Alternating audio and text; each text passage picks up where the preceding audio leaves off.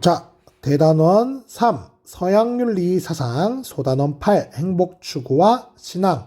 첫 번째 강의 진행해 보도록 하겠습니다. 여러분들 교재는 61페이지입니다. 자, 에피쿠로스 학파입니다. 여러분들 에피쿠로스 학파 다들 배웠죠? 자, 1번 보겠습니다. 1번은 쾌락주의입니다. 자, 쾌락주의의 정의는 뭐냐면 쾌락은 선이고 고통은 악이다. 이게 정의입니다. 그러면 역으로 이렇게도 말할 수 있어요. 쾌락을 추구해야 하고 고통은 회피해야 한다는 것도 쾌락주의라고 할 수 있어요. 자, 그리고 이거 저의 팁인데요. 여러분 너무 중요한 거야. 봐봐. 쾌락과 고통은 감각 경험을 통해 느끼는 거예요. 그래서 쾌락과 고통을 강조하는 아이들은 경험론 애들입니다. 자, 그리고 봐봐. 어떤 욕구를 충족해야 쾌락이 되고 어떤 욕구를 불충족하면 고통이 됩니다. 이 메커니즘도 꼭 알아두세요. 자, 덕부터 보겠습니다. 덕은요. 뭐냐면 쾌락을 산출하는 능력입니다. 자, 근데 여러분 우리 본 수업 때 정말 집중적으로 배웠지만 에피쿠로스 학파가 생각하는 쾌락은 쾌락의 적극적인 추구가 아니고 고통을 없애는 거라고 이야기했죠. 자, 그렇다면 쾌락을 산출하는 능력은 어떤 것일까요? 쾌락을 산출하는 능력이라는 것은 고통을 제거하는 능력이에요. 여러분 보세요.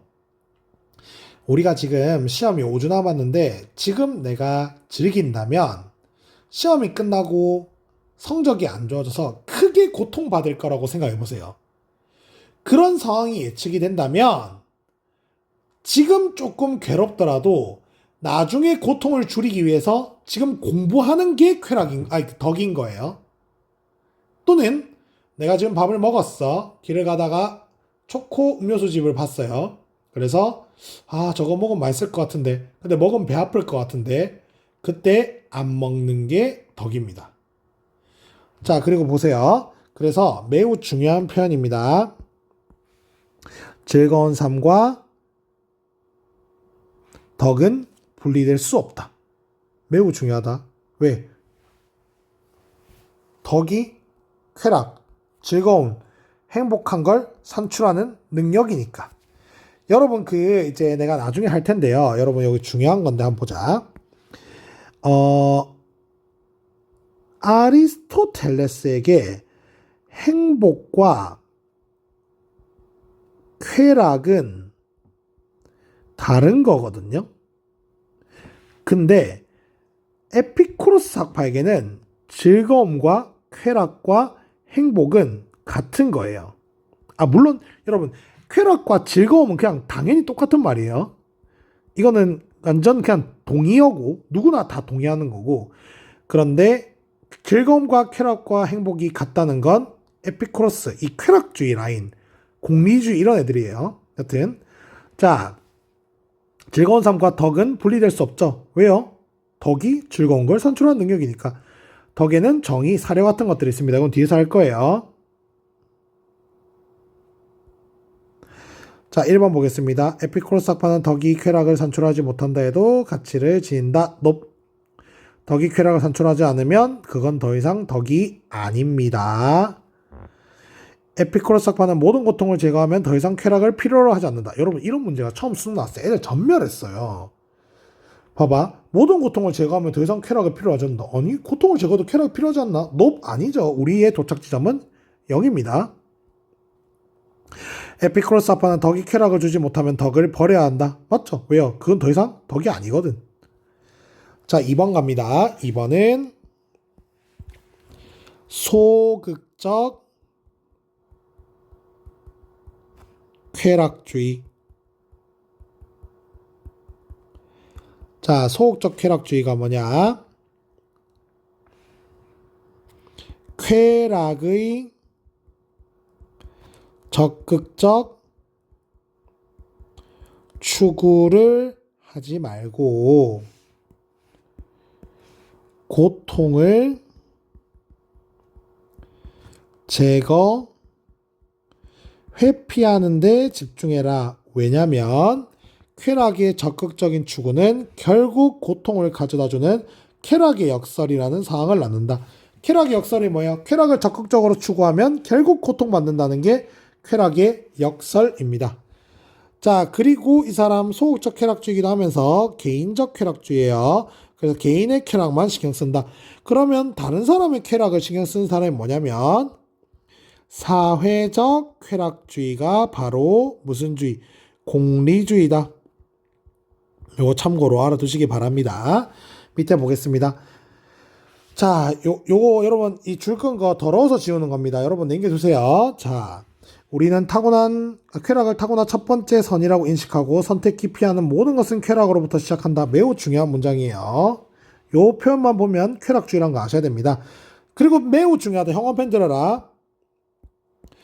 우리는 모든 쾌락을 선택하는 것은 아니며 어떨 때는 쾌락이 결과로서 더 큰 불편을 생겨날 때 많은 쾌락을 그냥 지나친다. 자, 이게 무슨 말이야? 봐봐. 현재 시험 공부를 안 하면 고통받지 않아요. 그게 쾌락 맞죠?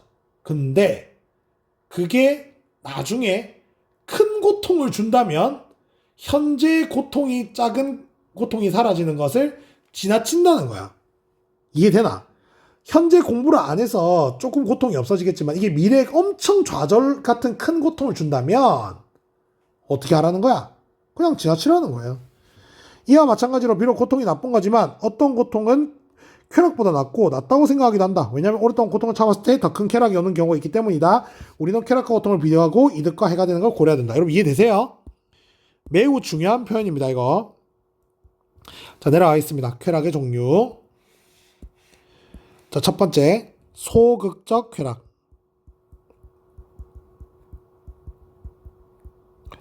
자, 소극적 쾌락이 뭐냐? 소극적 쾌락은 고통이 없는 상태. 즉, 그게 쾌락이고, 이 사람한테 뭐라고? 여러분 옆에 적어서 칸이 없어서 행복이야. 이걸 추구해야 돼. 자, 그리고 적극적 쾌락은 추구해서는 안 됩니다. 왜요? 쾌락의 역설이기 때문에 그것은 피해야 한다. 자, 그리고 내가 본 수업 됐다. 봐봐. 정신적인 쾌락이 지속적 쾌락이고 육체적 감각적 순간적 쾌락이 있는데 봐봐. 여러분 내가 뭐라고 이야기했냐면 우리 뒤에서 배우겠지만 요거 밑에 거 하고 가겠습니다. 봐봐. 자, 4번 볼게요. 평정심입니다. 평정심은 뭐냐면 에피쿠로스 학파가 이상적인 상태라고 제시하는 거예요. 요 아는요 not이고요. 타락시아는 고통이야. 그래서 평정심은 고통이 없는 상태를 말합니다. 정의는요 몸에 고통이 없고 마음에 불안이 없는 상태.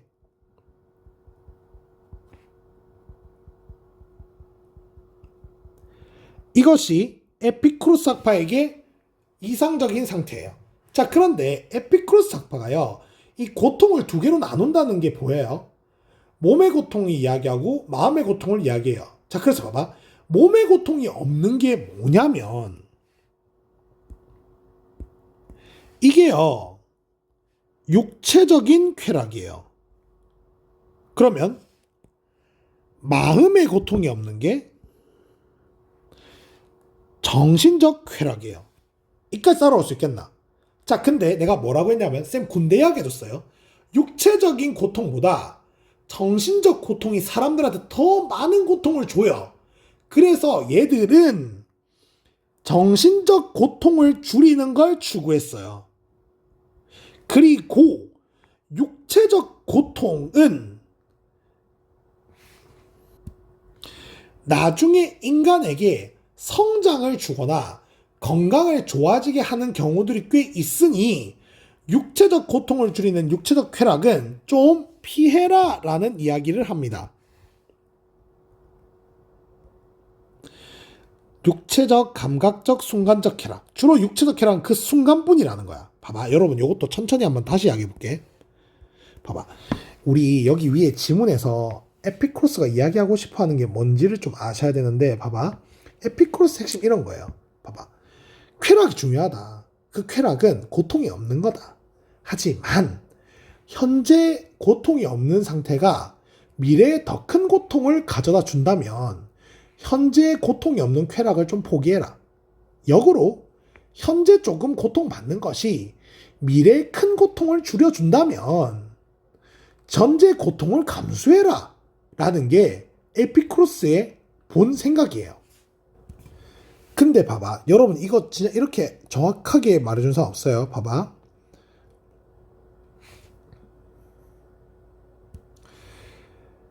마음의 고통은 지속적으로 이어지거든요. 그렇기 때문에 마음의 고통을 없애는 쾌락을 정신적 쾌락, 지속적 쾌락이라 그러고요. 이것을 더 추구해야 한다고 생각했어요. 이게 더 안 좋고 오래 가기 때문에. 그런데 몸의 고통은 육체적인 고통이고 이것은 순간적일 뿐이고 나중에는 더 큰 고통 감소에 도움을 주기 때문에 우리 건강을 생각해 보면 돼요. 지금 운동하는 게 힘들지만 나중에 건강한 몸을 얻을 수 있잖아요. 그렇기 때문에 육체적, 감각적, 순간적 쾌락, 육체적, 감각적, 순간적 고통의 제거는 하지 마라 라는 이야기를 하는 겁니다. 자, 그리고 다음으로 연결했어요. 고통과 불안의 발생 원인을 왜 찾을까요? 얘들 주제가 뭐야? 고통을 없애라니까. 그래서 볼게. 고통의 원인은 헛된 욕구 추구야. 그럼 헛된 욕구를 추구 안 하면 고통이 안 생기겠죠. 그리고 두 번째, 죽음, 신, 운명에 대한 공포 때문에 고통이 생기는 거면 이 공포를 없애줘야겠죠. 그래서 가보겠습니다. 바람직한 삶 연결해서. 자, 바람직한 삶 한번 봅니다. 첫 번째, 헛된 욕구를 없애야 되면 먼저 헛된 욕구를 뭐 해야겠어요? 분별해야겠죠. 분별. 자, 헛된 욕구인지 아닌지를 구분하는 데 사용되는 게 뭐야? 이성입니다. 자, 형광펜. 여러분 보세요. 이거 제가 뭐라고 이야기했냐면 수업 시간에 여러 번 이야기하는데 이성 라인에 있는 애들은 경험을 정말 극혐하거든요. 그런데 감각 라인에 있는 애들은 이성을 중요시합니다. 2등으로요. 그래서 항상 이성 이야기 한 번은 나와요. 근데 보자. 그 헛된 욕구가 뭔지를 알아야 헛된 욕구를 추구를 안 할 거 아니에요. 그 헛된 욕구를 구별할 때 필요한 덕이 사려라는 건데 이게 그냥 이성이에요. 그래서 이성도 필요하다라는 걸 시험에 엄청 많이 냅니다. 여러분 요 그래프는 제가 수업 시간에 다 보여드렸어요. 자연적 필수, 자연 비필수, 자연적이지도 비필수적이지도 않은 거. 그래서 요 두 개는 제거해야 되죠. 왜요? 필수적이지 않은 건 추구하면 오히려 괴롭거든. 그리고 얘는 검소하게 절제하면서 충족해야 돼. 그 절제 검소의 충족은 몇 번까지? 0까지. 됐나요? 자, 가봅니다. 정리해 볼게요. 자연적이고 필수적인 욕구가 있대요. 자, 자연적이고 필수적인 욕구는 충족하지 않으면 고통이 발생하기 때문에 검소, 절제하는 충족을 해야 합니다. 하지만 밑에 볼게요.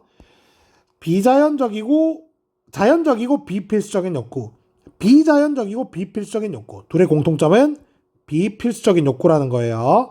비필수적인 욕구는 충족하지 않아도 고통이 발생하지 않으며 오히려 충족하는 노력이 고통을 발생시키기 때문에 자제해야 합니다. 자, 그래서 보겠습니다. 에피쿠로스 학파는 참된 행복을 실현하기에 사려, 이성이 필요하죠. 왜요? 참된 행복을 실현하려면 헛된 욕구를 충족하면 안 되는데 헛된 욕구인지 아닌지 구별해주는 게 이성이기 때문에. 자, 그리고 중요합니다. 가볼게요. 이 두 번째 에피쿠로스 학파는 공적 생활을 회피합니다. 왜요?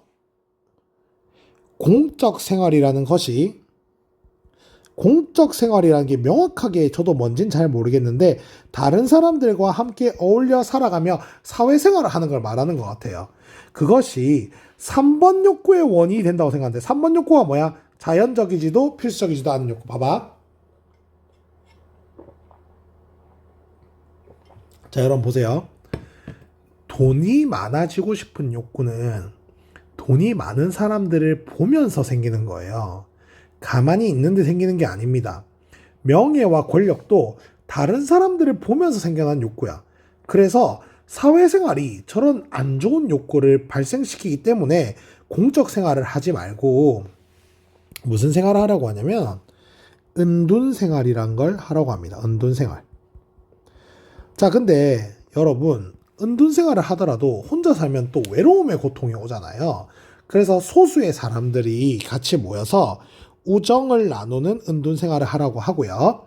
이때 강조되는 덕이 정의의 덕이에요.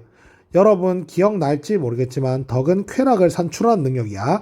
여기서 말하는 정의의 덕은 뭐야? 서로 피해주지 말자. 즉 뭐 주지 말자. 고통 주지 말자고 하는 덕이 정의의 덕이야. 그래서 덕을 잘 봐야 된다. 덕은 쾌락을 산출하는 능력이고 덕에는 이성과 사려가 있어요. 이성이 왜 쾌락을 주죠? 사려는 헛된 욕구를 분별해서 헛된 욕구가 주는 고통을 막아주니까. 자, 정의의 덕은요. 우리가 은둔생활하면서 친구들이랑 지낼 때 서로 피해를 안 주는 것이 정의예요. 그럼 고통 안 받겠죠. 자, 마음의 평화를 위해 모든 인간관계, 소수의 인간관계는 있습니다. 자, 3번으로 합니다. 죽음, 운명, 신에 대한 공포로부터 벗어나는 삶. 첫 번째 죽음. 죽음 이야기 쇠가 빠지겠습니다. 바로 나와야죠. 원, 자, 론, 적, 세, 개, 관. 자, 죽음은 두려움의 대상이 아니다. 그리고 그냥 자연스러운 일이다. 자, 제가 뜻을 다 적어놨습니다. 인간은 원자의 무슨 결합이고 우연한 결합이고 우연의 반대가 운명입니다. 죽음은 개별 원자로의 해체를 의미한다. 자, 이게 무슨 말이야? 밑에 유명한 말 있죠. 죽음은 우리가 살아있는 동안 오지 않았고, 그러니까 죽기 전에는 죽음이 안 왔으니 쫄지 말고, 죽고 나면 우리가 죽음을 경험할 감각기관이 소멸하기 때문에 죽음을 경험하는 것이 뭐하다? 불가능하다는 것을 아셔야 합니다. 자, 두 번째 가겠습니다. 두 번째는 신입니다. 신. 자, 완전하고 부족함이 없으며 행복한 존재의 신은 인간에게 호의나 학의를 품지 않기 때문에 인간의 일에 영향을 미치지 않는다. 즉, 뭐야? 신은 인간에게 관심이 없다.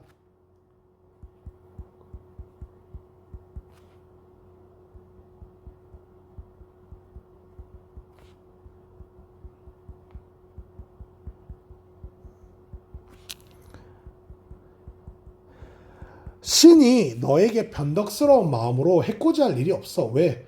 신은 니한테 관심이 없거든. 자, 세 번째 갑니다. 운명. 내 운명이 너무 안 좋은 운명이면 어떻게 할까? 이런 걱정을 했대요. 하지만 위에서도 우리가 힌트로 봤듯이 얘들은 우연적인 것을 믿고요. 필연적인 운명은 존재하지 않고 모든 일은 우연적, 즉 결정되어 있지 않다. 비결정론이다. 그래서 운명 때문에 불안해하는 건 멍청한 짓이다 라고 이야기를 합니다. 여러분, 에피쿠로스 마치도록 하겠습니다.